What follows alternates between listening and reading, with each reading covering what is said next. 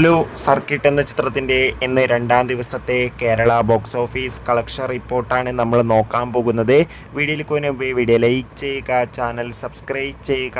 ഈ വരുന്ന മെയ് മാസം അങ്ങോട്ട് ധാരാളം ചിത്രങ്ങൾ OTT റിലീസ് ചെയ്യും. നമ്മുടെ ചാനൽ ഭാഗം പരിശോധിച്ചാൽ ആ വീഡിയോയ്ക്ക് നിങ്ങൾക്ക് കാണാൻ വേണ്ടി സാധിക്കുന്നതായിരിക്കും.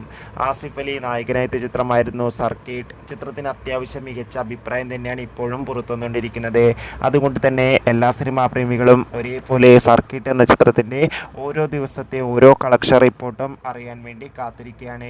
ഇന്ന് രണ്ടാം ദിവസവും ചിത്രത്തിന് അത്യാവശ്യം മികച്ച ബുക്കിംഗ് ആണ് കേരളത്തിൽ നടന്നത്. അതുകൊണ്ട് തന്നെ ഇന്നും കേരളത്തിൽ നിന്ന് ചിത്രത്തിന് 1 കോടിക്കടുത്ത് വരെ കളക്ഷൻ നേടിയെടുക്കാൻ വേണ്ടി സാധിക്കുമെന്നാണ് ട്രാക്കിംഗ് റിപ്പോർട്ടുകൾ സൂചിപ്പിക്കുന്നത്.